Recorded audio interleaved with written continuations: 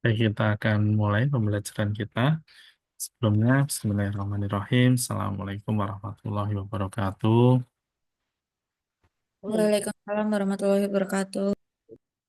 Selamat pagi, salam sejahtera bagi kita semua. Sehat selalu untuk kita. Alhamdulillah di pagi hari ini kita dipertemukan di dalam suasana pembelajaran daring ya, online Zoom.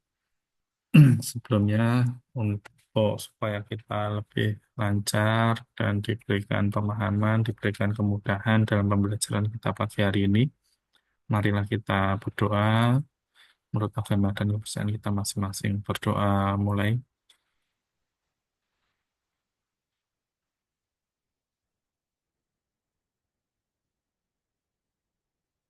berdoa selesai. Baik, di pembelajaran kali ini kita akan masuk di beberapa materi sebelum di minggu depan adalah minggu terakhir kita ya. Saya ingatkan untuk tugasnya, tugas kelompok, terutama untuk tugas besarnya ya di dalam pembuatan media promosi kesehatan, berupa poster, leaflet, dan iklan layanan masyarakat, jangan sampai lupa. Ini udah detik-detik terakhir gitu ya. Mungkin nanti ada beberapa tugas yang lain untuk individu ataupun ada quiz ya yang menyusul misalkan gitu. Sehingga tidak menumpuk untuk tugas-tugasnya nantinya. Untuk pembelajaran kita di pagi hari ini, saya akan absen dulu lah ya. Apakah ada semua atau enggak ini mahasiswanya?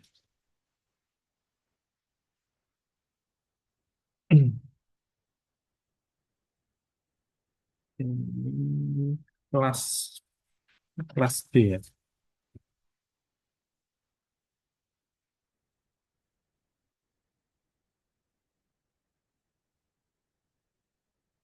Adelia,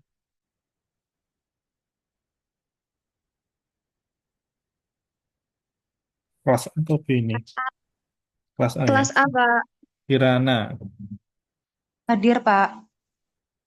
Adelia, Hadir, Pak. Adinda, Hadir, Pak. Afifah,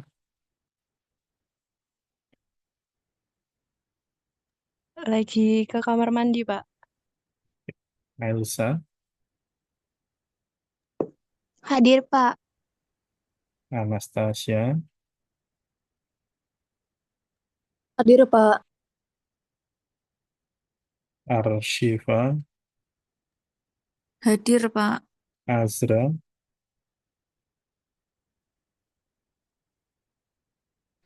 Hadir, Pak. Bardas, Hadir, Pak. Bilkis,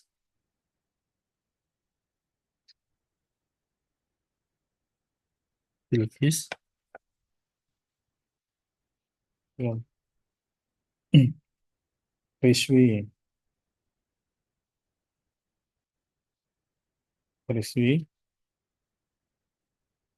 David, Hadir, Pak. Devina, Devina,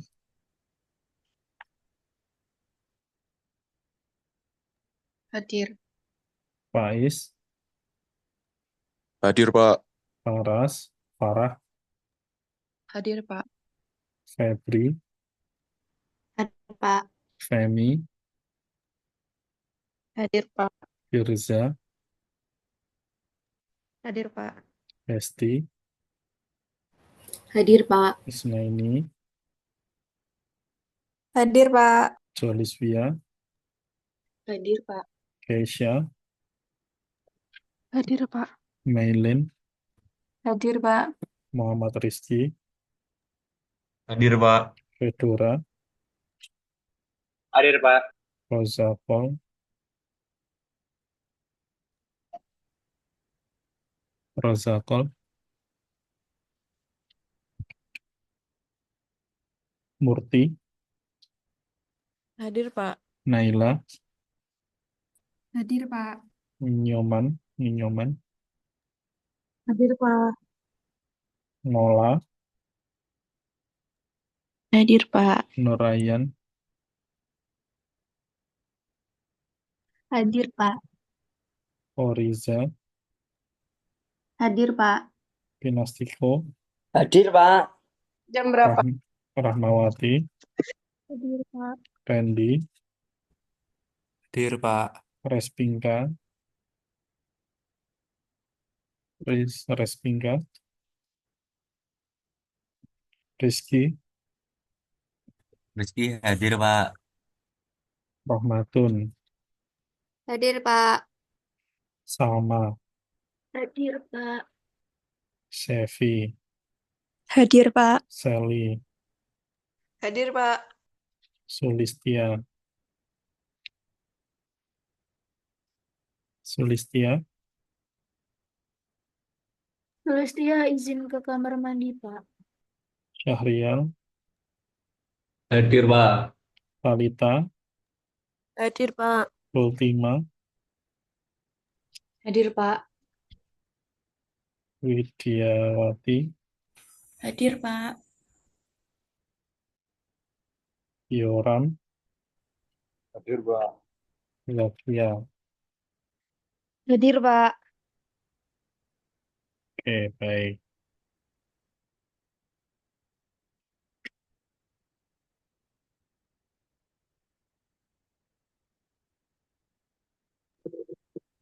Hmm.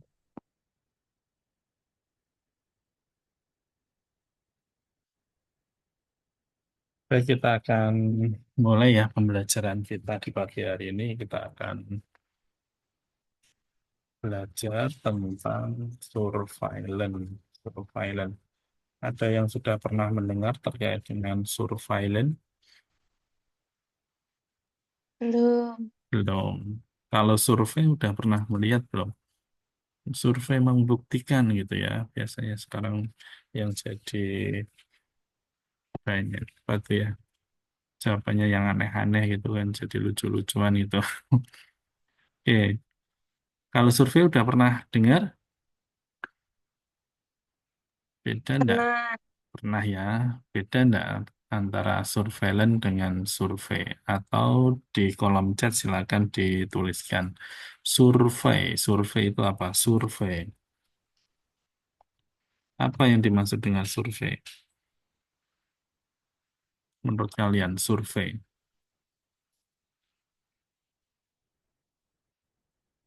Di kolom chat silakan diketikkan ya. Atau mana ya? Oke, di situ aja lah. Silakan diketikkan.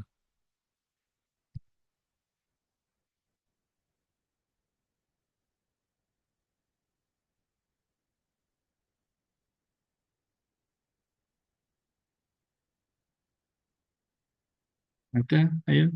Nggak ada yang mengetik sama sekali ini satu kelas. Survei. Survei metode penelitian yang digunakan untuk mengumpulkan data, informasi sekelompok yang mewakili populasi tertentu dengan cara mengajukan pertanyaan, baik secara tertulis, lisan, maupun elektronik. Oke, good. Survei pengumpulan data, Zakia, oke. Effort mencari data, oke, good. Apalagi, yuk, cuma 3 orang yang jawab nih yang di kolom chat. Shelly, survei metode pengumpulan data. Sama ya, cara mengajukan pertanyaan kepada responden untuk mendapatkan informasi tentang pendapat, perilaku, atau karakteristik mereka. Survei dapat dilakukan secara online maupun meliputi telepon, tatap muka langsung. Oke, good. Apalagi baru 4 yang menjawab. Menurut kalian, nggak usah survei, metode pengumpulan data, informasi sekelompok orang dengan tujuan untuk mengetahui pendapat. Oke, survei, metode pengumpulan data, ya, yang digunakan untuk mengumpulkan informasi dari sampel populasi tentang pendapat, perilaku, dan karakteristik. Oke, nanti bisa kita simpulkan dari sini ya. Apalagi yuk, baru berapa nih? 4, 5, 6. Rizky, Faiz, oke. Nola, survei adalah metode penelitian yang melibatkan pengumpulan data dari responden melalui seperangkat pertanyaan. Oke, good. Rahmawati, survei adalah metode penelitian yang melibatkan pengumpulan data dari responden melalui seperangkat serangkaian pertanyaan. Sama nih ya jawabannya ya antara Rahmawati dan Nurayan.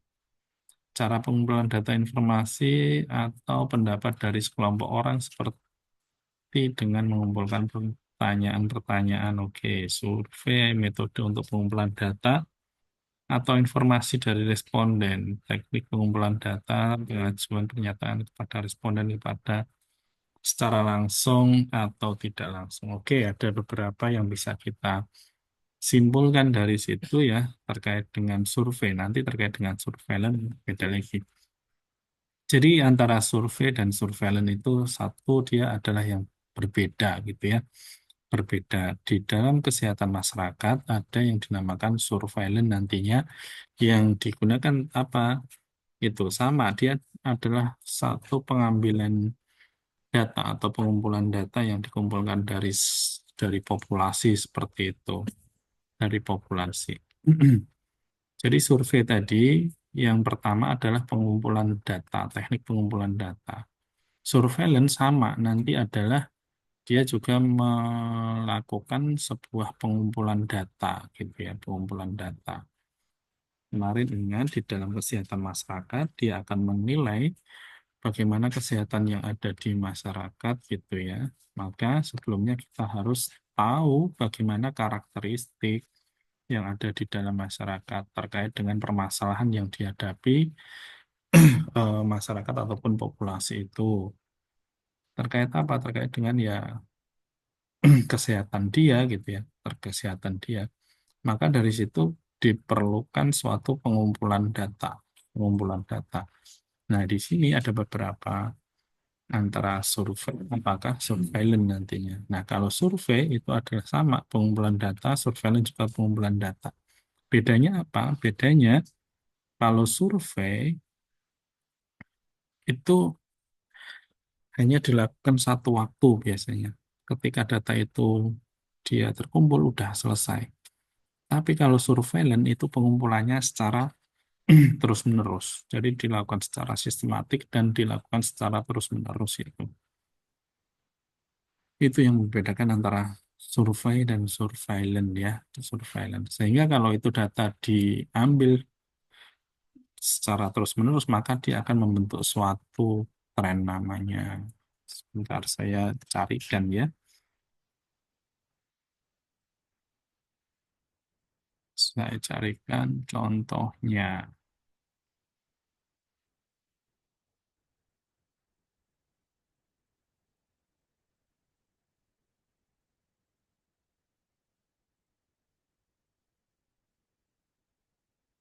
Contohnya misalkan seperti ini.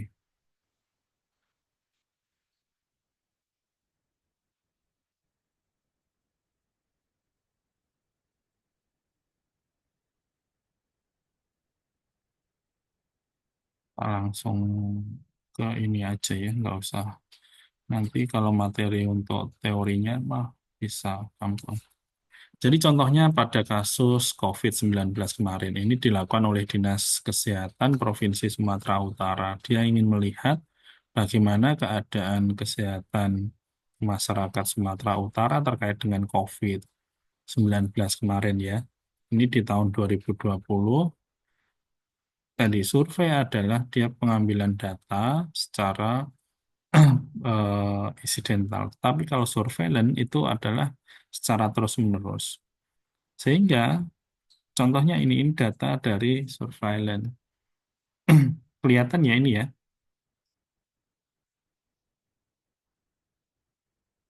Share screen saya kelihatan enggak?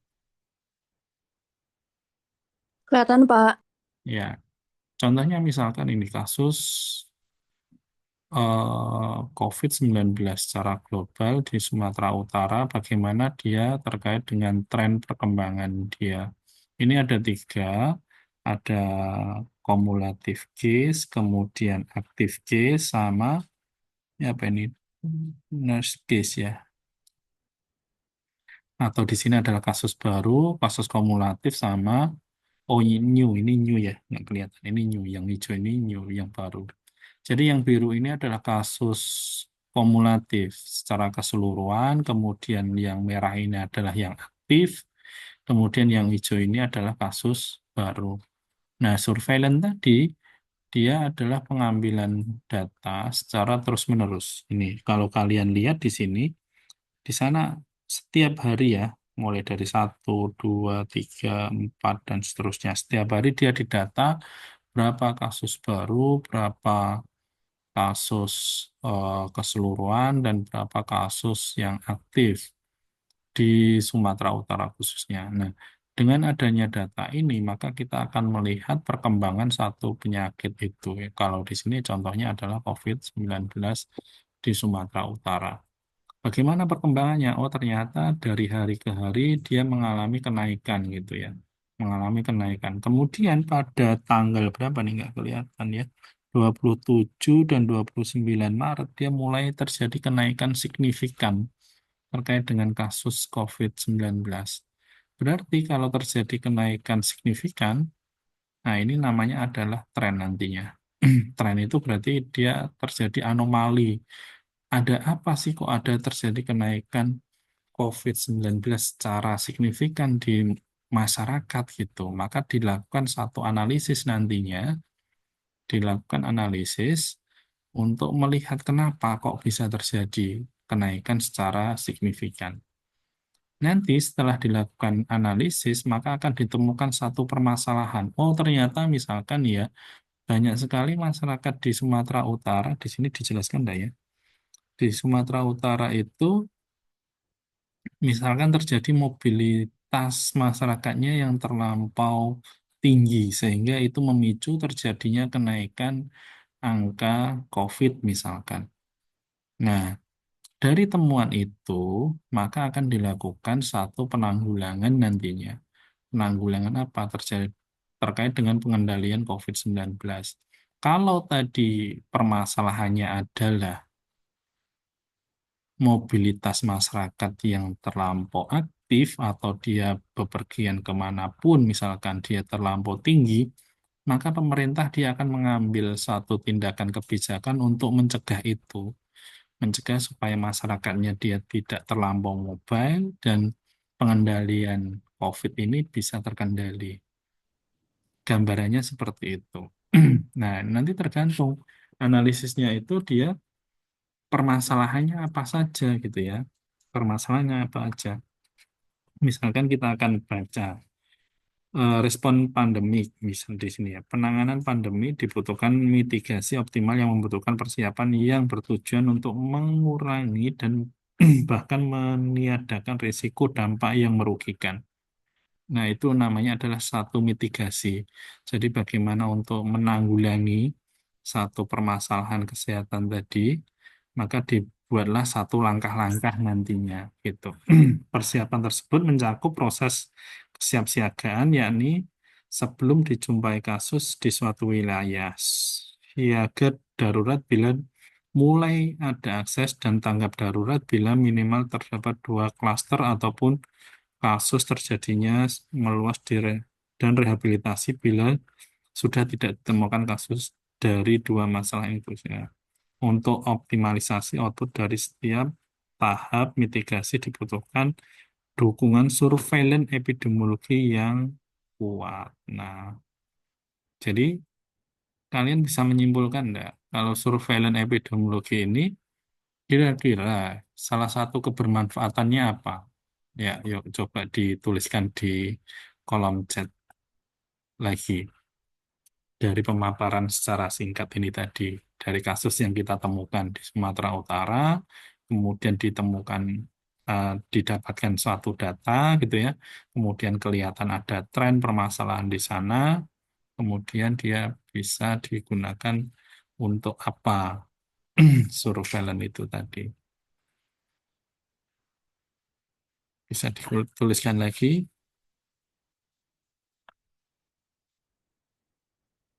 salah satu.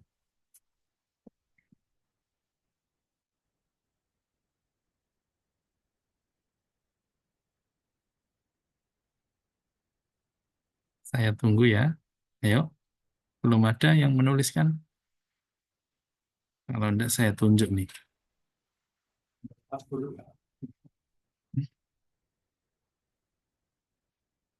Oke, mau ditunjuk Pak, mau ditunjuk Pak. Ya, Pak saya Pak mau jawab. Oke, Ailsa, Ailsa ada? Iya, Pak. Ya, menurut Ailsa kira-kira kebermanfaatan dari surveillance ini tadi apa? Dari pemaparan saya tadi. Gimana, Pak? Kebermanfaatan dari surveillance ini tadi apa?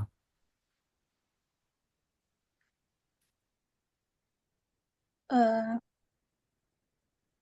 biar bisa eh, mendapat ringkasan informasi Oke, eh, good. Informasi ya, terkait apa? terkait eh, beberapa pendapat orang-orang, terutama di bidang kesehatan, Pak.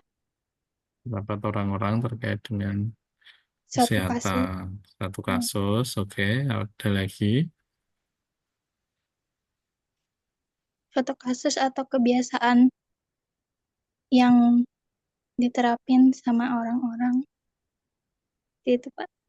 Oke, good.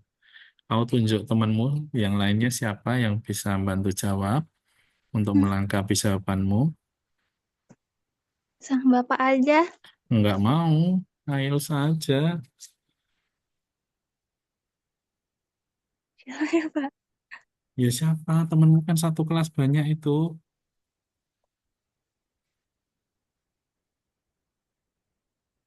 Hmm, yang bisa jawab aja deh, Pak. Ya siapa? Ayo. Kamu kan tinggal sebutin nama. Siapa ya, Pak?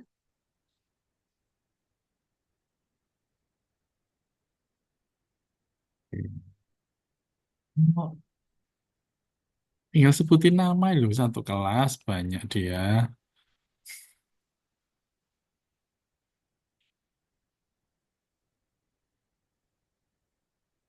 Sevi, Pak.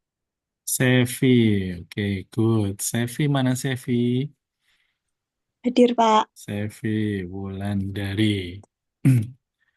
Bisa nambahin apa kelengkapan dari jawaban Ailsa tadi? Menurut Sevi apa kebermanfaatan dari surveillance? Kebermanfaatan dari surveillance itu kan kita itu memantau kan Pak, kayak Ya, data itu semakin signifikan ke atas mm-mm. atau flat atau mungkin malah ke bawah. Itu menurutku manfaatnya untuk mengetahui dampak kerugian lebih lanjut. Oke, good. Untuk mengetahui dampak kerugian lebih lanjut. Ada lagi? Atau kamu bisa apa ya? Kalau di dalam Wants to be Millionaire itu apa? Apa? Minta bantuan itu namanya apa? Pas di audiennya. Minta temanmu siapa lagi yang suruh bantu jawab. Nggak ada pilihan 50-50 di sini ya, karena nggak multiple choice. Misalnya minta bantuan temennya siapa untuk menambahi jawabannya. Sevi? Saya yang milih Pak, Iya, kamu Melan. yang Mailan. Ya, Mailan, silakan. Mana Mailan? hadir Pak. Ya, Mailan. Bisa menambahkan jawaban dari Sevi dan Ailsa tadi? Mungkin kan kalau misalnya dilakukan survei di suatu wilayah, jadi bisa mengetahui mungkin progres atau perkembangan penyakit di suatu wilayah itu, Pak. Terus nanti mungkin kan Mhm. antar satu wilayah dengan wilayah yang lain kan perkembangannya beda. Jadi mungkin Mhm. nanti bisa diketahui penyebab-penyebabnya. Terus nanti ke depannya bisa dilakukan semacam langkah-langkah untuk Mhm. menanggulangi atau mungkin untuk mencegah suatu suatu kejadian penyakit itu, Pak. Oke, good. Ya, baik sekali ya. Jadi, tadi untuk mengetahui perkembangan satu penyakit itu sendiri ya, untuk mengetahui kesehatan yang ada di masyarakat dengan surveillance itu. Oke, good. Nah, dari situ dia akan diambil satu langkah-langkah tadi. Jelas ya, di dalam kabar yang diberitakan oleh Kementerian Kesehatan Provinsi Sumatera Utara tadi kan juga surveillance ini dia digunakan sebagai data ataupun output untuk apa? Mitigasi di sini kan, untuk respon pandemi di sini loh. Respon pandemi ini, data epidemiologi terkait dengan surveillance ini digunakan apa? Untuk mitigasi, membuat satu langkah-langkah kedaruratan gitu ya, langkah-langkah kedaruratan mulai dari persiapan, kemudian siaga darurat, kemudian nanti ketika ada tanggap darurat, kemudian ada yang rehabilitasi, dia disiapkan semua. Jadi tidak hanya terkait dengan pencegahan, tapi bagaimana langkah-langkah ketika itu terjadi keadaan-keadaan tertentu gitu ya, baik itu siaga darurat, tanggap darurat, ataupun terkait dengan rehabilitasi. Good, ya, itu ada beberapa respon, beberapa tujuan terkait dengan surveillance gitu. Itu ya teman-teman ya. Jadi tadi saya ulangi untuk menilai kesehatan yang ada di masyarakat karena itu merupakan apa tadi? Pendataan atau pengumpulan data secara sistematis dan terus-menerus. Nah, itu ya yang membedakan antara survei dan surveillance itu adanya di terus-menerus. Survei biasanya hanya satu waktu untuk melihat apa terkait dengan tujuan dari survei itu. Nah, tujuannya beda-beda. Kalau tujuannya dia udah tergambarkan, udah didapatkan, udah selesai. Tapi surveillance dia enggak. Dia di dalam pengumpulan data adalah terus-menerus. Sehingga dia akan mendapatkan namanya ini tren ya. Jadi biru, merah, hijau ini ya. Ini namanya tren. Bagaimana keadaan setiap harinya dia dilihat terus. Nah, bahkan pas waktu pandemi COVID kemarin, kalian bisa lihat tuh real time-nya. Jadi secara keadaan real time apa ya? Ya waktu langsung gitu ya. Bagaimana perkembangannya? Oh, dia selalu meningkat. Bertambah, bertambah, bertambah. Nah, ini terkait dengan apa? Data pengumpulan yang diinput di dalam satu sistem punyanya ya. Bisa Kementerian Kesehatan, bisa Kementerian Kesehatan Provinsi, atau bahkan kalian bisa lihat secara global gitu ya. Contoh misalkan di sini ada enggak ya? Saya akan carikan.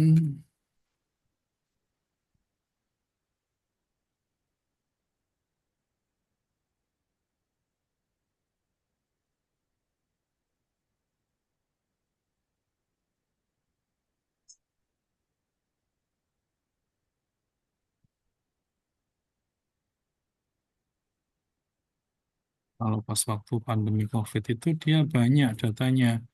Kita bisa lihat langsung perkembangannya dari waktu ke waktu, dari menit ke menit, secara real time, kelihatan. Tapi kalau sekarang agak susah.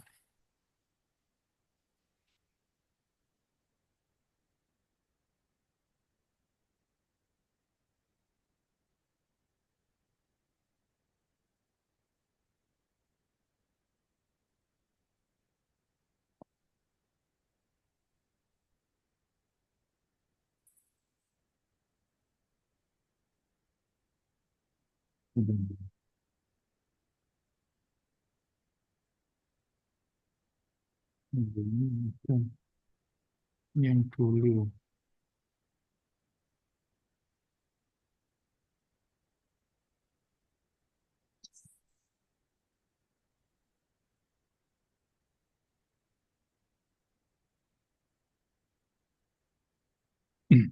Nah, kita akan lihat contohnya ya.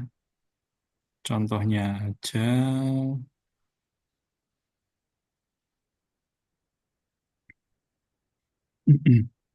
Nah, ini contohnya misalkan kasus beberapa COVID kemarin ya. Beberapa COVID misalkan coronavirus terkait 4 jam terakhir ini dulu. Kalau sekarang ini kan udah 5 tahun yang lalu datanya. Tapi dulu itu jadi real time. Jadi kita bisa lihat perkembangannya setiap harinya, setiap menit, setiap jam. Itu kita bisa lihat. Oh, sebentar. Saya belum share ini ya. Oh, Sean-nya.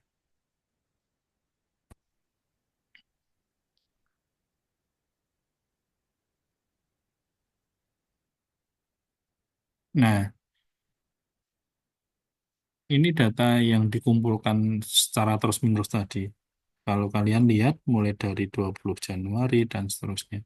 Nah, ini melihat keadaan dunia terkait dengan COVID itu seperti apa. Di negara mana dia berapa, di Indonesia berapa, tertinggi dia ada di mana, di Cina. Kemudian nomor duanya di Italia, kemudian ada Iran, dan seterusnya. Aktif case-nya berapa. Nah, dengan data-data ini, kita bisa melihat tadi keadaan kesehatan di tingkat populasi itu gimana gitu ya. Seperti apa sesungguhnya. Kalau ini dia udah secara global, sudah secara global di dunia terkait dengan COVID kemarin. Sehingga dari situ kita bisa mengambil satu langkah-langkah. Contohnya di sini terjadi peningkatan apa ini eh mainland nggak kelihatan ininya.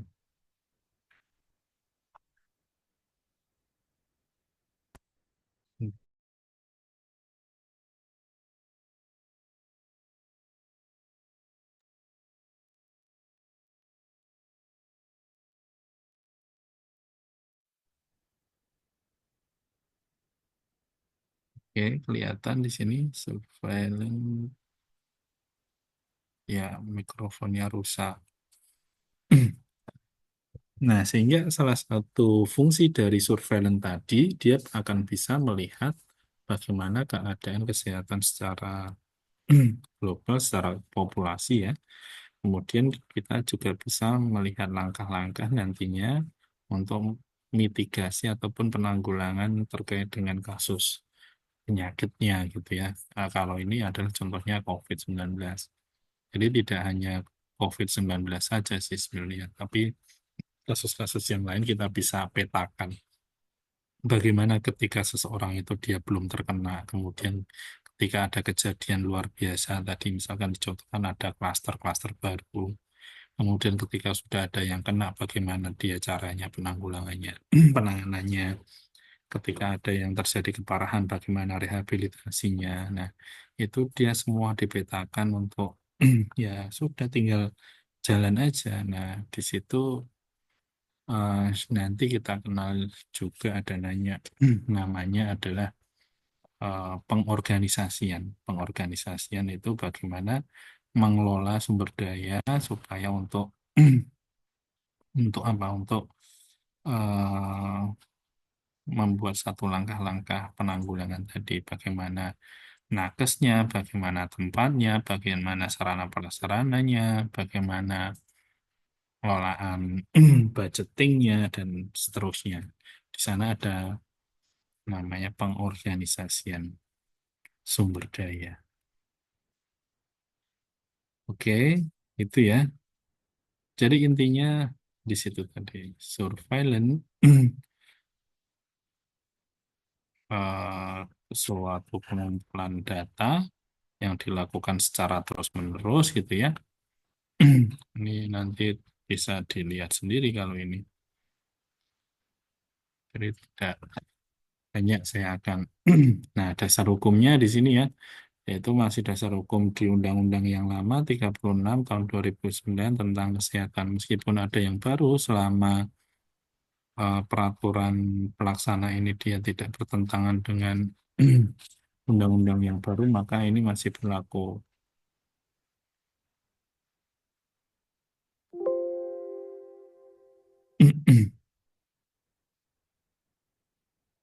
Apa nih?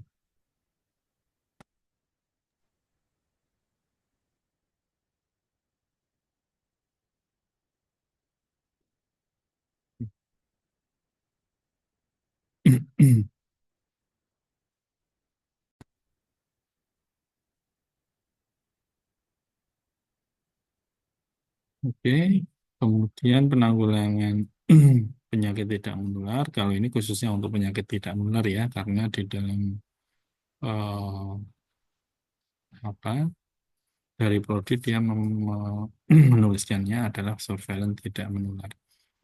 Maka di sini yang saya sampaikan adalah penyakit yang tidak menular, tapi contohnya tadi adalah penyakit yang menular, yaitu di PMK Peraturan Menteri Kesehatan Nomor 71 Tahun 2015 dan PMK Nomor 5 Tahun 17 tentang Rencana Aksi Nasional Penanggulangan Penyakit Tidak Menular. Dan rencana aksi ini dia juga masih yang lama, gitu ya, belum ada yang baru. Kemudian dari surveillance adalah kegiatan pengamatan atau pengumpulan data juga ya. Apa kuncinya yang dilakukan secara sistematis dan terus-menerus tadi. Dari waktu ke waktu dia dipantau terus berapa angkanya secara totalnya, kasus baru, kasus aktif, kalau itu di COVID-19 dia akan diamati, maka dari data itu bisa menggambarkan keadaan secara populasi. Terhadap data informasi tentang kejadian faktor risiko. Kalau ini adalah faktor risiko. Jadi kalau di dalam penyakit tidak menular yang diamati adalah faktor risikonya. Misalkan ini. Contoh misalkan sekarang di dalam pelayanan kesehatan, terutama pelayanan kesehatan yang gratis, misalkan untuk untuk cek kesehatan secara rutin. Nah, maka akan dilihat tensinya berapa, tinggi badan, berat badan. Itu akan menunjukkan faktor resiko dari suatu penyakit tidak menular. Maka ketika didapatkan nanti berapa tensinya tinggi, obesitas misalkan, maka dilakukan satu intervensi supaya dia tidak terjadi penyakit yang tidak menular, contohnya misalkan stroke, jantung, dan lain sebagainya. Sebenarnya disitulah peran di dalam posyandu ya, terutama karena dia dilakukan setiap bulan terus-menerus dan dilakukan cek, ada recordnya, atau misalkan pada anak-anak misalkan ya, dia akan selalu dilihat tuh perkembangannya setiap bulannya bagaimana. Ada di dalam catatan namanya, ada yang pernah punya di sini, eh, namanya saya,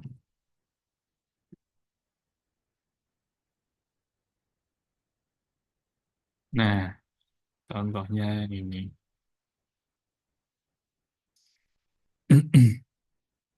Ada yang familiar terkait dengan ini? Apa ini?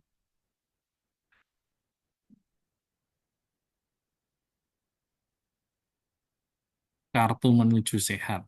Ya, ini contohnya ya, pendataan dilakukan secara terus-menerus. Nah, dia akan melihat perkembangan pertumbuhan anak itu setiap bulannya bagaimana. Wah, ini pinter, ini dia lebih pinter ya untuk pemeriksaannya ini. Jadi pastikan anak itu dia berkembangnya di dalam warna yang hijau ini. Jangan sampai ke atas ataupun ke bawah. Jadi pertumbuhannya seperti ini dia normalnya. Pastikan dia yang hijau.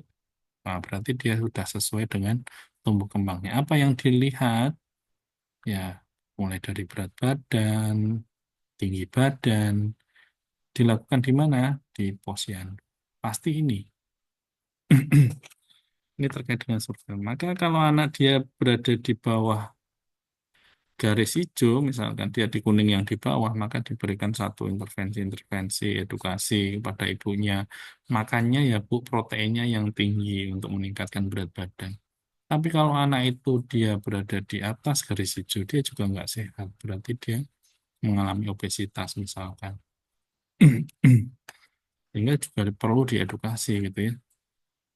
Jangan sampai anak itu ya jadi dianggap lucu, bahkan dia sebenarnya mengalami obesitas di situ. Ini contohnya terkait dengan kalau ini individu ya, bukan bukan yang kelompok tadi. Nah, penyakit faktor risiko ataupun penyakit tidak menular. Nah, bisa berat badan itu juga bisa masuk di dalam faktor risiko terjadinya penyakit tidak.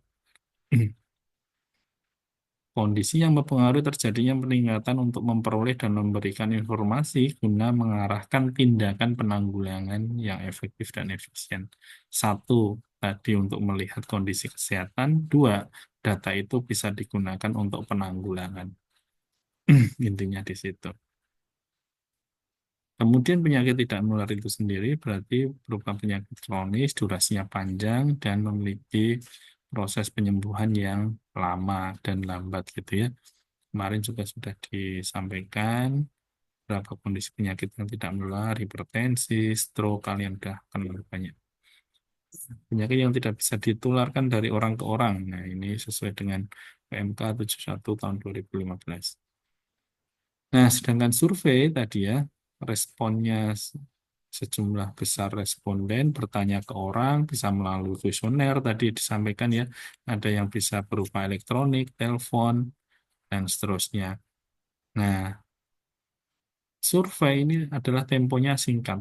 Tadi saya sampaikan dalam satu waktu. Biasanya ketika kalian, misal nih penelitian, gitu ya, penelitian menggunakan eh, work balance scale. Di situ kalian ada kuesioner, kemudian ada instrumen untuk keseimbangan lansia. Lansia harus melakukan gitu ya, harus melakukan apa namanya kegiatan yang untuk menilai keseimbangan.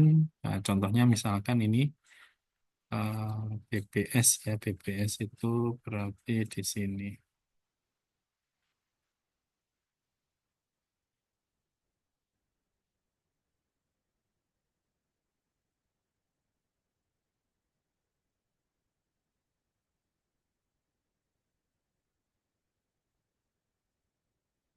Nah, ini contohnya akan melihat untuk menilai keseimbangan lansia gitu ya, terkait dengan keseimbangannya bagaimana kita menggunakan work balance scale. Nah, kalau ini kita hanya melihat dalam satu waktu habis itu sudah, nah itu bentuknya survei, bukan surveillance ya.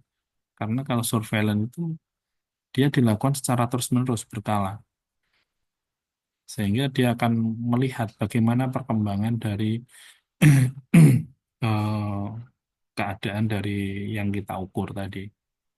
Contohnya misalkan per balance scale ini ada 14 item yang harus diukur. Misalkan yang pertama mulai dari duduk berdiri, kemudian berdiri tanpa dukungan, berarti tanpa sandaran gitu ya, atau tanpa bantuan menggunakan tangan ataupun yang lain, atau berdiri sendiri dengan tegak. Kemudian nomor tiga adalah duduk dengan punggung tanpa menyokong. Jadi dia tidak boleh bersandar gitu. Apakah dia nanti mampu? Di sini ada kriterianya bagaimana untuk menilainya. Mulai ada yang nilai 0 sampai 4 ya. Kriterianya masing-masing. Contohnya misalkan duduk berdiri. Pasien mampu berdiri tanpa menggunakan tangan dan menstabilkan diri secara mandiri. Mampu berdiri secara mandiri. Nah, ini nilainya 4. Berarti lansia dia harus dilakukan duduk berdiri. Kemudian bagaimana keadaannya ketika dia duduk ke berdiri gitu ya. Kalau dia berdiri menggunakan tangan berarti dia harus ada bantuan tangan untuk dia berdiri, nilainya 3 misalkan gitu.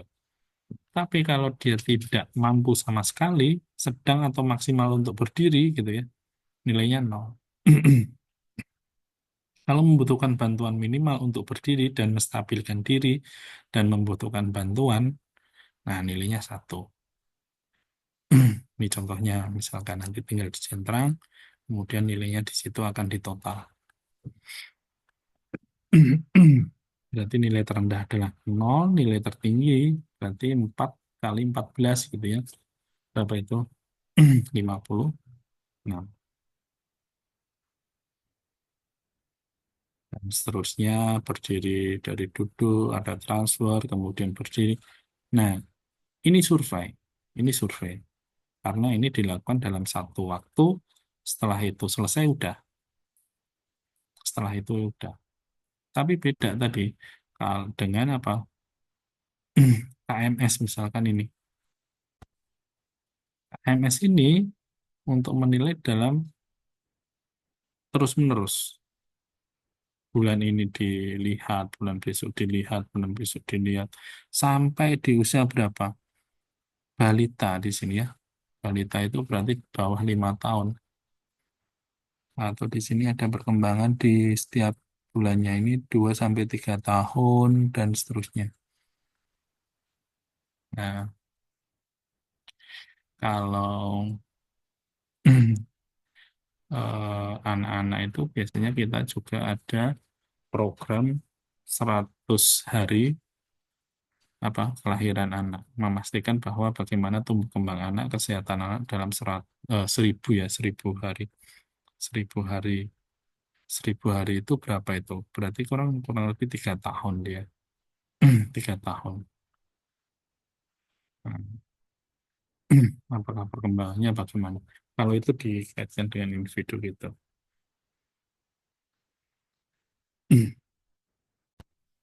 Oke, ya.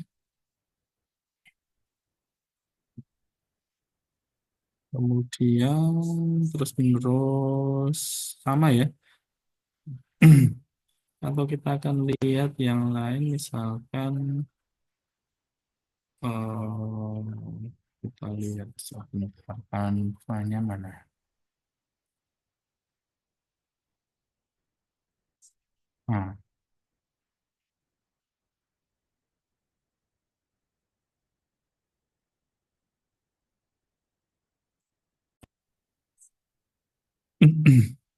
ini contohnya ini baru saya bikin tapi belum selesai, nggak apa-apa. Nah, ini kalau menurut CDC ya dan WHO, yaitu pengumpulan, analisis, interpretasi data kesehatan. Jadi ya, surveillance public health atau surveillance kesehatan di sini ya berarti terkait dengan data kesehatan gitu ya, data kesehatan. Di sana ada beberapa langkah-langkah, tidak hanya pengumpulan nantinya, tetapi dengan data yang dikumpulkan itu akan dilakukan apa? Analisis gitu ya. Setelah data terkumpul, maka dilakukan analisis tadi, analisis dari data. Apa yang mengakibatkan itu terjadi? Apa faktor-faktornya, dan seterusnya bagaimana. Kemudian dilakukan interpretasi, nanti interpretasi dari data yang disimpulkan. Oh, ternyata terjadi kenaikan kasus COVID, nah itu berarti intervensi.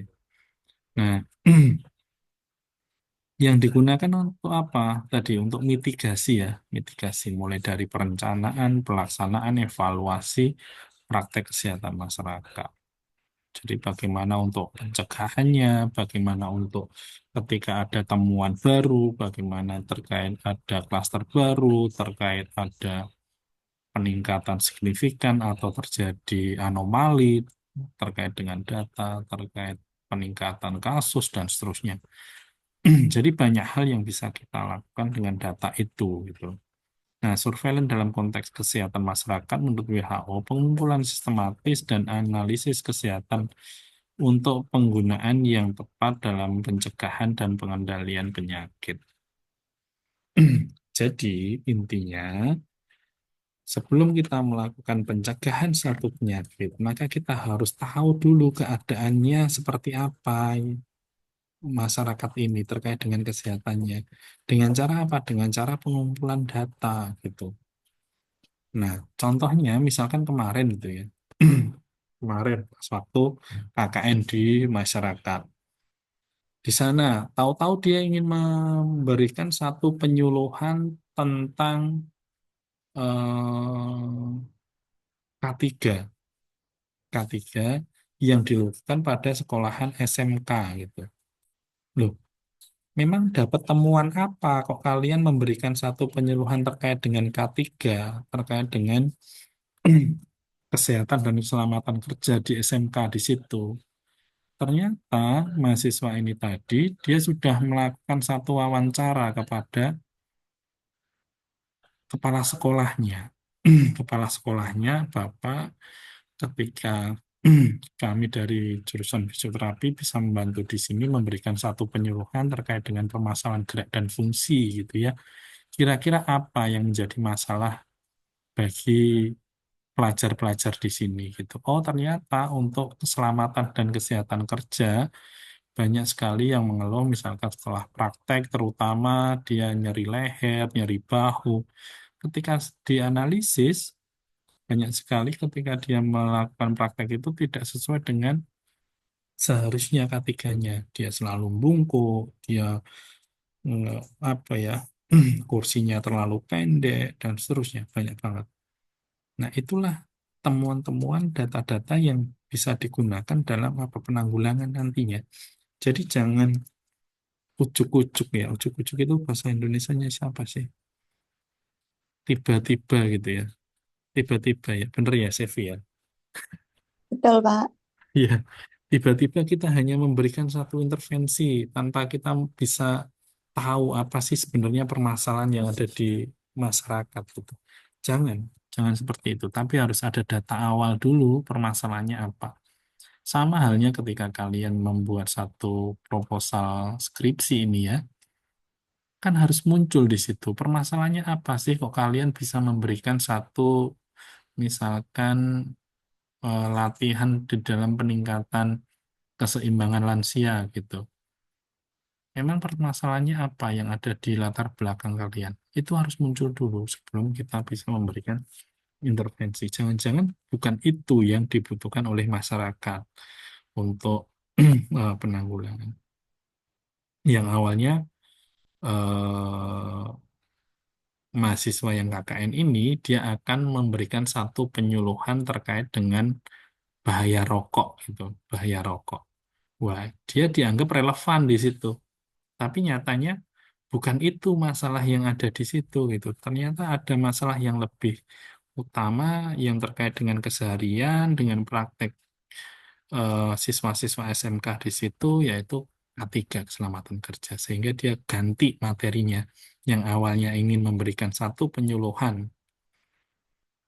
terkait dengan bahaya rokok, maka dia akan menjadi penyuluhan K3 tadi.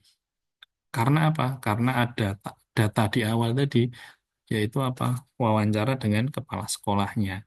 Kepala sekolah ini dianggap lebih paham, lebih tahu dengan permasalahan yang ada di sekolah tadi, di SMK tadi. Jadi gambarannya seperti itu ya. Gambaran data ini dia berperan.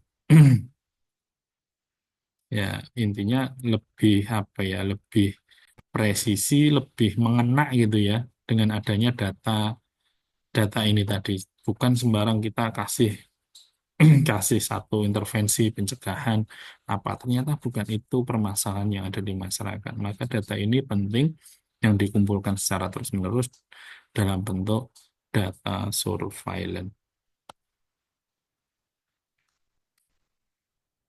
Kemudian surveillance itu sendiri ada pengamatan secara sistematis terhadap kejadian dan penyebaran penyakit serta kondisi kesehatan. Ya, karena ini berupa surveillance kesehatan, maka gambaran kesehatan dia, gambaran kesehatan tadi dia akan kelihatan melalui apa pengumpulan data tadi. Jadi poinnya adalah pengumpulan data sistematis terus-menerus kondisi kesehatan masyarakat gitu ya, disertai interpretasi. Jadi setelah dikumpulkan, dianalisis, interpretasi, kemudian jangan lupa di ini didiseminasikan. Jadi kalau saya gambarkan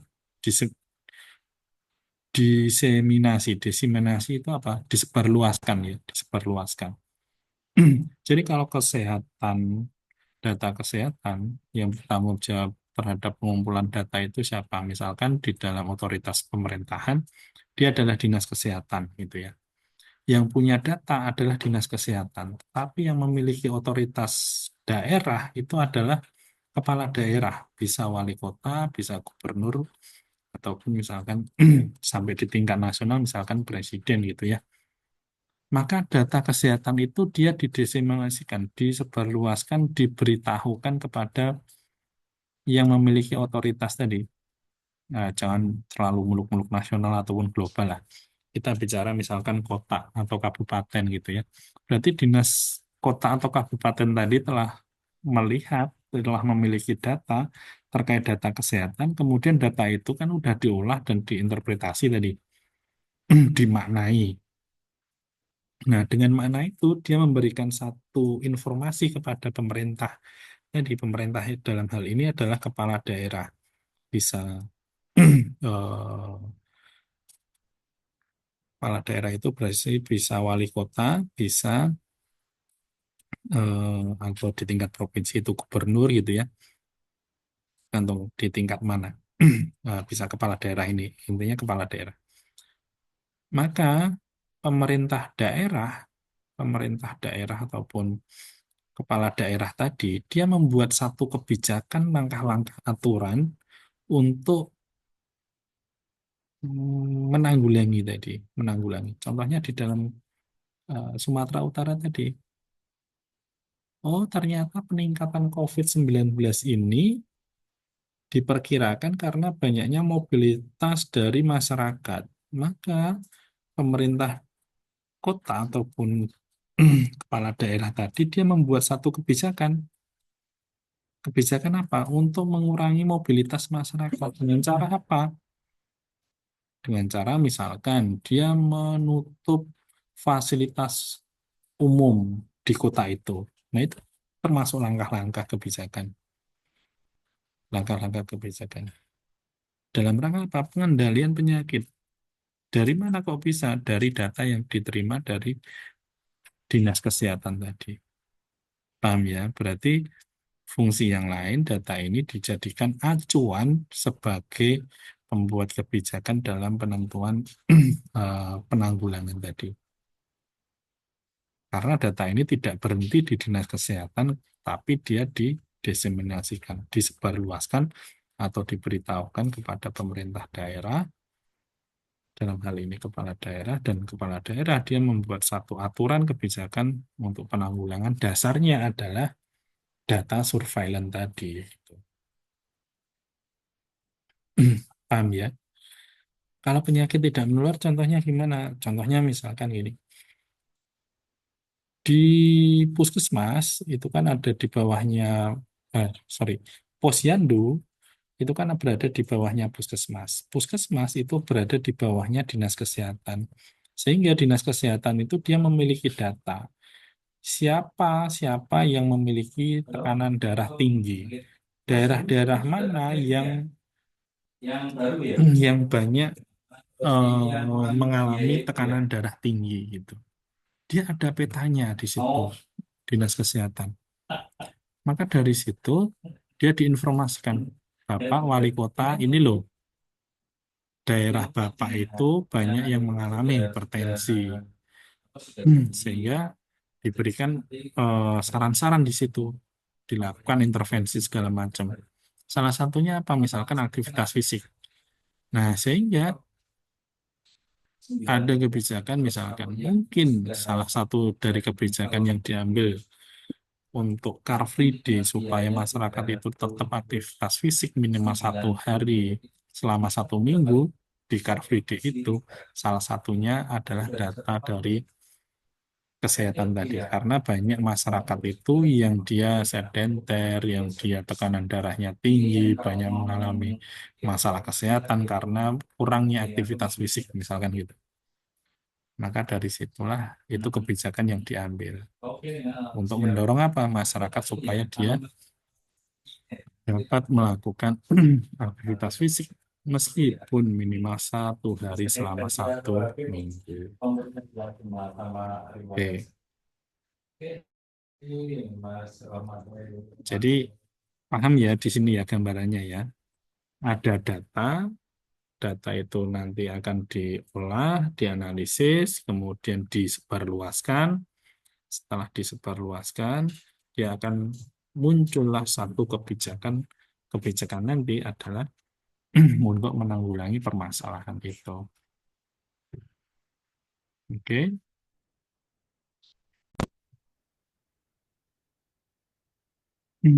Ini menurut ahli yang lain adalah dasar untuk pengambilan keputusan. Nah, ini kan pengambilan keputusan atau kebijakan dari pemerintah tadi dalam sistem kesehatan masyarakat, termasuk untuk kebijakan, evaluasi program, dan identifikasi wabah.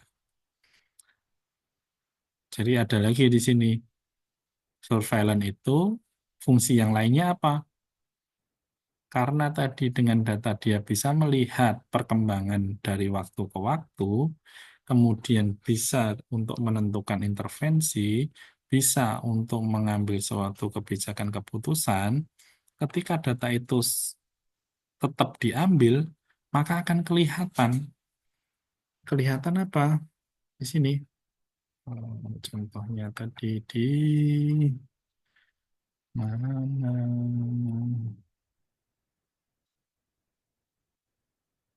Mana tadi pemerintah Sumatera? Sorry, bukan di sini. Ah, ini. Nah,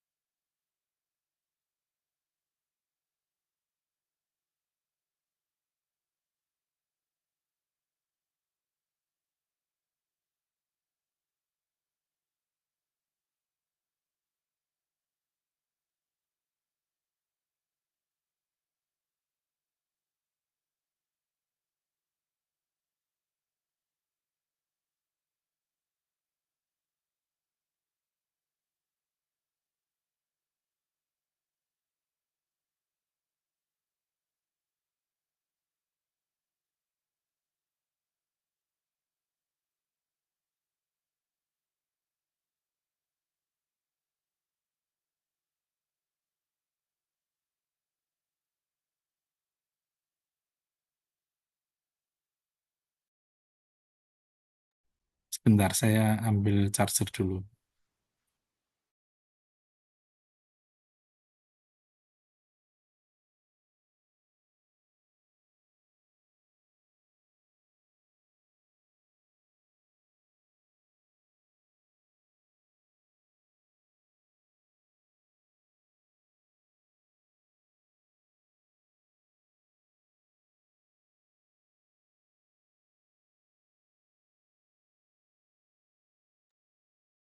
Oke, kita lanjutkan ya. Oke, mana? Nah, ini datanya tadi. Tadi ada fungsi dari surveillance tadi. Yang pertama adalah untuk melihat bagaimana kondisi kesehatan yang ada di populasi. Kemudian yang kedua bisa dilakukan untuk kegiatan mitigasi ya, penanggulangan ataupun kesiapsiagaan dari satu penyakit tertentu misalkan. Kemudian digunakan sebagai dasar pengambilan kebijakan. Yang selanjutnya ketika itu di data itu diambil terus-menerus, maka tren ini kan dia akan berlanjut. Kan enggak dia berhenti di sini, tapi kan dia diambil datanya terus gitu ya. Suara saya udah masuk ya? Udah kedengeran? Jelas? Udah, Pak. Oke ya. Nah, tren ini dia akan berubah nantinya karena kan udah ada intervensi dari luar. Trennya nggak mungkin dia akan naik terus. Kalau intervensinya ini dia adekuat, dia akan memberikan dampak secara signifikan terhadap penurunan COVID karena adanya tindakan kebijakan tadi, misalkan untuk tidak bepergian, maka tren ini dia akan menurun. Oh, penemuan kasus dia akan mulai menurun. Kasus aktif dia sudah mulai ada banyak yang sembuh, gitu kan. Kasus baru dia tidak ditemukan lagi. Dia akan terus menurun. Berarti apa? Akan bisa melihat evaluasi dari intervensi tindakan yang diberikan tadi. Ya, bisa bayangin ya. Kalau ini kan gambaran di awal. Dia perkembangannya dari penyakitnya bagaimana. Setelah di sini ada tren, kemudian dilakukan satu tindakan, data ini dia diambil terus, maka dia akan terjadi perubahan juga. Perubahannya tentu dia tidak akan selalu naik karena sudah diintervensi dari luar. Nah, mulai dia menurun datanya. Kalau ini mulai menurun datanya, oh berarti intervensi di sini dia sesuai, dia tepat, dia baik gitu. Sama kemarin ketika itu hanya 3M, belum adanya vaksin, nah dia akan terkendali. Tapi setelah adanya vaksin, wait, turunnya dia sangat drastis. Sampai dia tidak ditemukan lagi, misalkan gitu. Nah, jadi data ini penting apa penting? Ya penting. Jadi kita melihat kondisi keadaan masyarakat itu hanya dengan data ini dan pengumpulannya secara terus-menerus yang dinamakan surveillance. Gitu ya. Hmm, hmm, Ada diskusi sampai sini?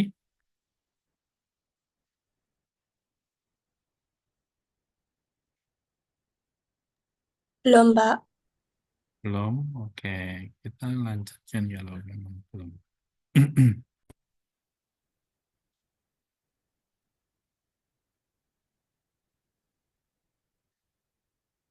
Kira-kira jelas ya? Oke, jelas. Sampai sini nggak ada pertanyaan? Belum ada?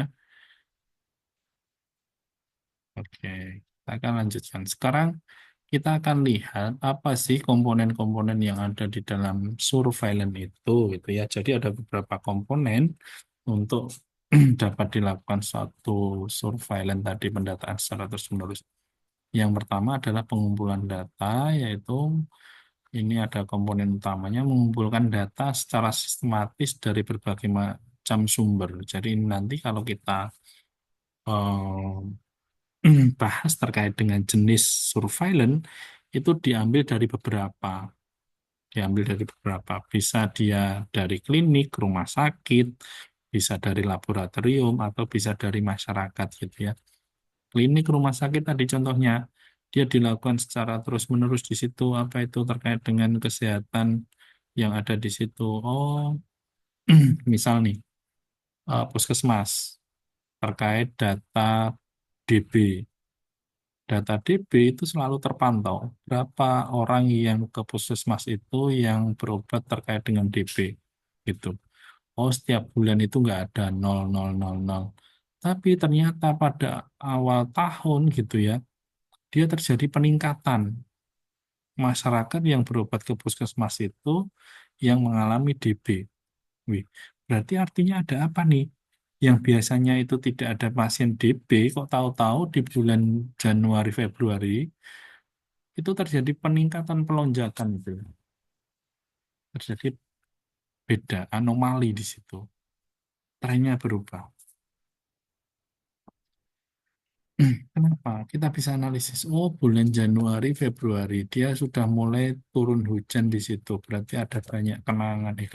Apa sih namanya? Genangan ya, genangan yang bisa mengakibatkan perkembangbiakan eh, apa namanya? Perkembangbiakan dari nyamuk itu kemudian mengakibatkan DB tadi. Nah, itu tahun pertama seperti itu. Tahun kedua, tahun ketiga, tahun keempat, setiap tahunnya sama. Pasti 000 terjadi peningkatan ketika di Januari, Februari. Pasti seperti itu. Sehingga mitigasinya sebelum terjadinya peningkatan, maka di akhir tahun itu pasti dia udah siap-siap. Diedukasikan masyarakatnya, dengan 3M gitu ya. Kemudian obat-obatannya di puskesmas itu sudah mulai diadakan untuk kasus-kasus DB dan seterusnya. Nah, itu mitigasinya seperti itu nanti gambarannya terkait dengan DB. Kalau itu di klinik atau rumah sakit. Kalau di laboratorium, ya contohnya COVID kemarin dengan tes COVID yang dinyatakan positif. Nah, itu berarti berdasarkan data laboratorium. Berapa yang positif, berapa yang negatif, dan seterusnya.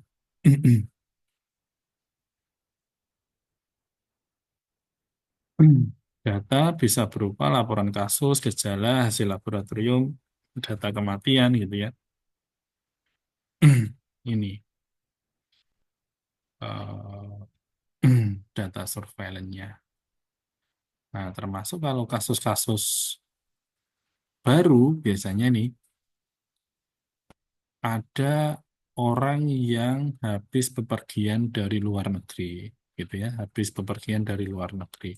Kemudian di negara asal, di negara sana, itu ternyata baru terjadi satu wabah gitu, terjadi satu wabah. Ketika dia masuk, maka dia akan dipantau tuh, akan dipantau apakah selama beberapa hari ke depan itu dia akan muncul tanda gejala penyakit sama dari negara yang dituju, negara asal tadi. Kalau ada, maka itu akan dilakukan satu langkah-langkah. Oh, berarti kekhawatiran untuk terjadi apa? Masuknya penyakit dari negara asal tadi ke dalam negeri melalui orang itu seperti itu. Tapi kalau beberapa hari ke depan itu kok nggak ada terjadi permasalahan dengan kesehatan, berarti orang ini dia aman. Orang ini dia aman gitu. Sampai segitunya untuk menjaga satu kesehatan di tingkat populasi. Makanya ada namanya apa? Oh, apa sih? Yang karantina itu ya untuk melihat balik karantina atau apa itu. Termasuk orang mau bepergian ke luar negeri, contohnya kalau orang Muslim itu ke Makkah gitu ya, mau ibadah haji, ibadah umroh, dia pasti disarankan dan atau diwajibkan dia untuk vaksin, vaksin dulu.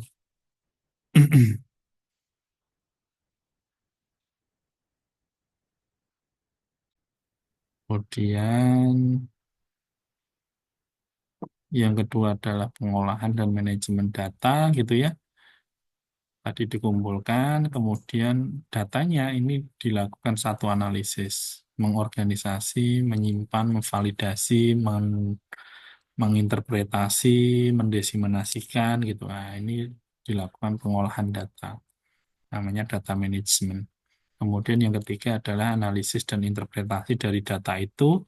Ada data analis menggunakan data mentah menjadi informasi yang bermakna.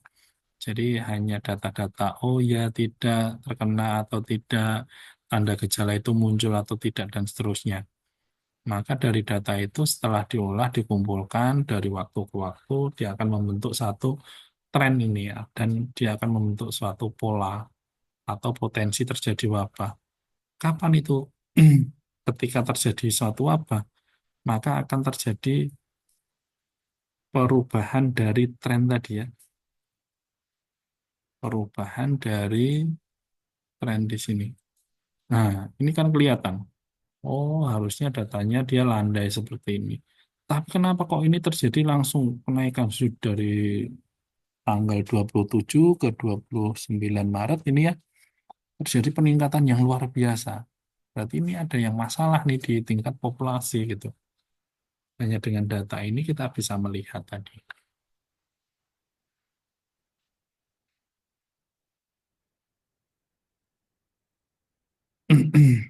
Dan bisa berupa statistik, deskriptif, analisis temporal, grafis, ataupun demografi tadi. Kalau demografi berarti hanya gambaran daerah ini dengan menunjukkan apa warna-warna tadi ya.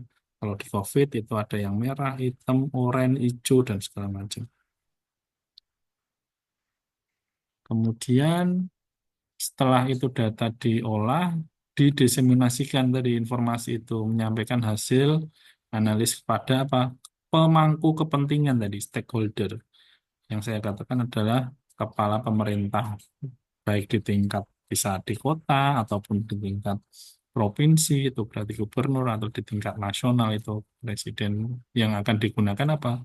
Sebagai dasar untuk pengambilan keputusan dengan tujuan pengendalian penyakit. Nah, bisa melalui laporan berkala, dashboard, mulut di mulutnya, atau peringatan dini. Nah, tindak lanjut ataupun respon, public health response adalah tindakan yang diambil berdasarkan hasil surveillance. Contohnya pelacakan kontak, vaksinasi, kampanye kesehatan, pengendalian wabah. Kalau yang saya contohkan tadi adalah satu kebijakan tadi, lockdown, udah, berarti semuanya nggak bisa bepergian. Atau ditutupnya fasilitas umum. Nah, berarti itu tindak lanjut dari respon hasil surveillance tadi. Kalau ini berarti pelacakan kontak ya, atau tracing gitu ya misalkan, maka dia akan dicari siapa saja sih kemarin yang akan yang kontak dengan yang positif itu, setelah ketemu maka dia akan di testing ya, apakah dia positif atau enggak setelah kontak. Nah, ada pelacakan, ada pengecekan. Kemudian evaluasi sistem tadi ya, mana data itu dilakukan secara terus-menerus setelah dilakukan intervensi, baik dengan PHBS, dengan pengendalian eh, apa namanya aktivitas fisik yang ditingkatkan tadi, kemudian kampanye kesehatan, perilaku sehat, apakah ini terjadi penurunan dari data kesehatan, baik dari gejala, tanda, kemudian temuan, dan seterusnya. Tergantung surveillance yang diambil. Kemudian yang terakhir adalah resource ataupun sumber daya terkait dengan SDM-nya yang digunakan. Yang saya katakan tadi ada namanya manajemen organisasi, pengorganisasian dari sumber daya tadi ya. Bagaimana pengelolaan SDM-nya, orangnya siapa yang mensurvei, kemudian jejaringnya dia bekerja sama dengan siapa, collecting, siapa yang mengolah data, pendanaannya dari siapa, dan seterusnya. Ini namanya sumber daya atau resources atau pengorganisasian sumber daya. Sama aja sih. Oke. Nah, itu udah selesai untuk yang ini.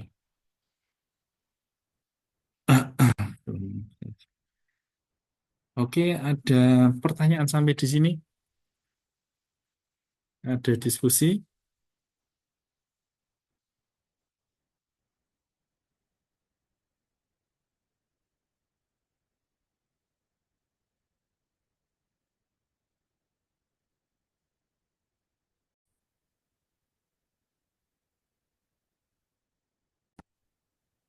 Udah. Ini nanti dibaca.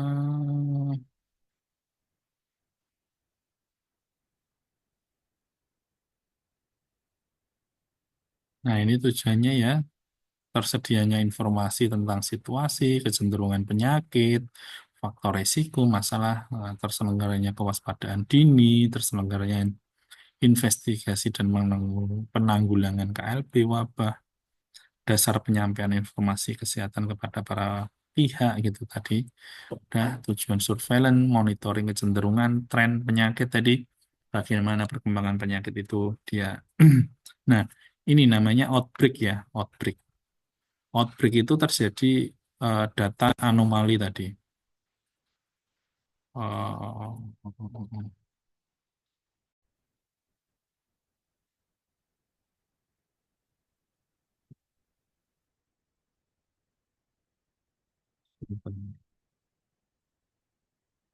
Saya akan tunjukkan.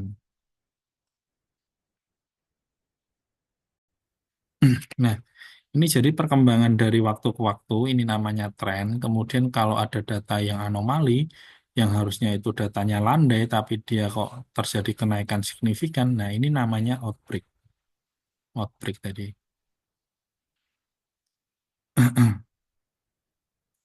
Outbreak, yaitu mendeteksi perubahan mendadak incidensi penyakit untuk mendeteksi dini outbreak, perubahan yang signifikan yang tinggi. Sama halnya data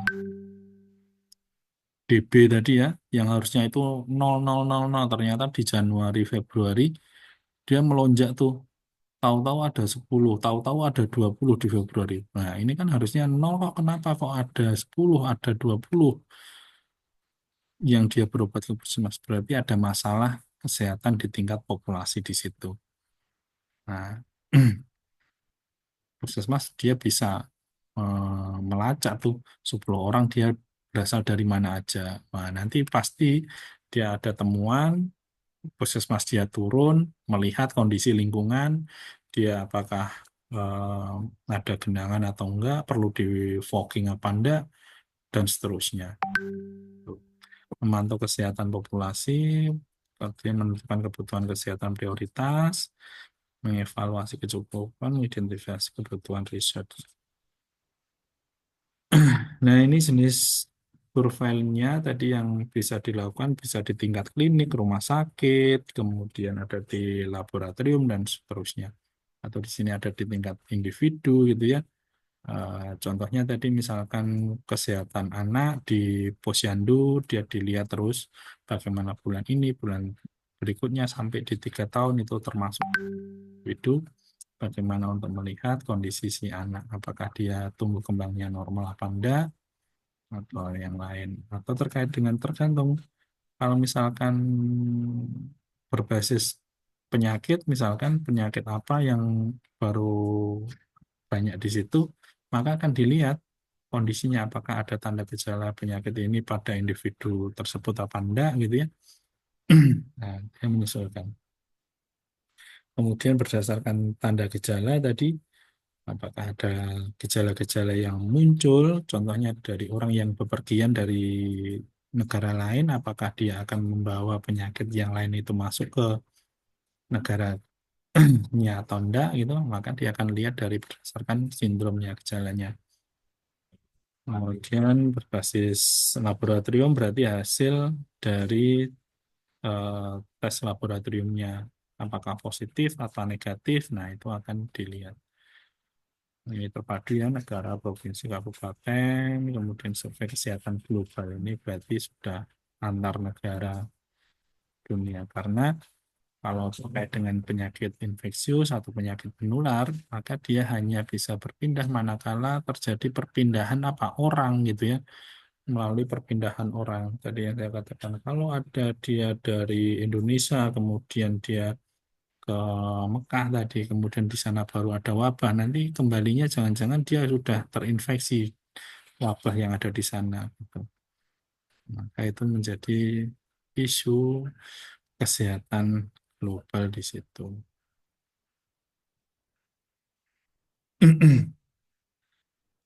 Oke, ada pertanyaan sampai di sini?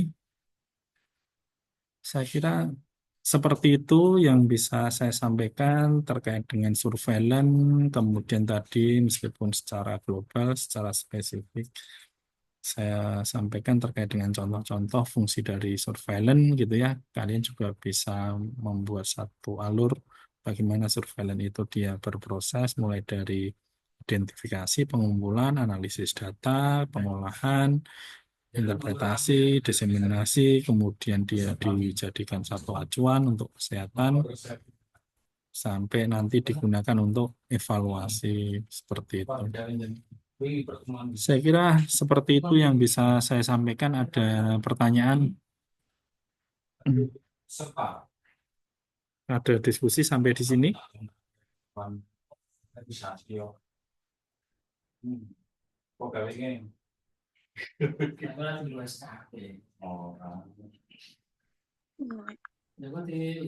Ada, Kriswi, ada pertanyaan, ada diskusi? Enggak ada, Pak. Enggak ada. Oke, baik. Kalau enggak ada, nanti setelah ini berarti saya minta untuk ringkasannya bisa diupload di Soleta ya. Bisa dituliskan dalam bentuk Word, kemudian nanti Word-nya yang diunggah ke dalam soleta. Mungkin seperti itu. Kurang lebihnya saya mohon maaf. Semoga bisa memberikan manfaat untuk kita, gitu ya. Sekian dari saya. Assalamualaikum warahmatullahi wabarakatuh. Waalaikumsalam.